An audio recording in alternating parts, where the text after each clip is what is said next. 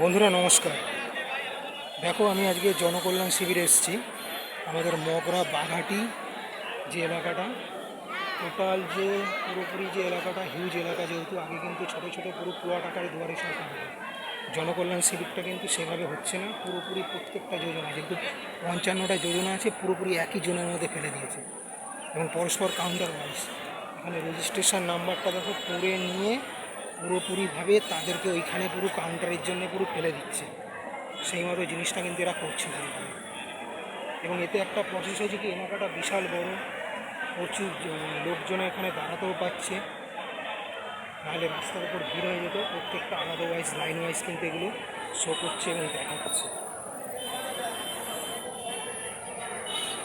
পাশাপাশি দেখো, টোটাল একটা আলাদা ক্যাম্প কিন্তু এরা পুরো এখানে রেডি করে ফেলেছে,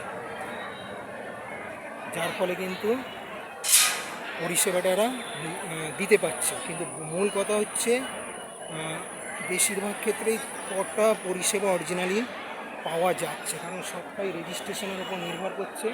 সবচাইতে বড় কথা হচ্ছে, এই রেজিস্ট্রেশন তো করা হচ্ছে, বেশিরভাগ ক্ষেত্রে দেখা যাচ্ছে হয় অনলাইনে আপনার লাইন নেই, পাশাপাশি ফর্ম নেই, বা পরে দেবে। মূল বিষয় যেগুলো হচ্ছে আয়ুষ্মান যোজনা বা অন্যান্য জিনিসগুলো, এগুলো ডাইরেক্ট বলছে বাড়ি গিয়ে সব জিনিসটা হবে, তার বাইরে কিন্তু কোনো এখান থেকে সেই মতো সাপোর্ট নেই।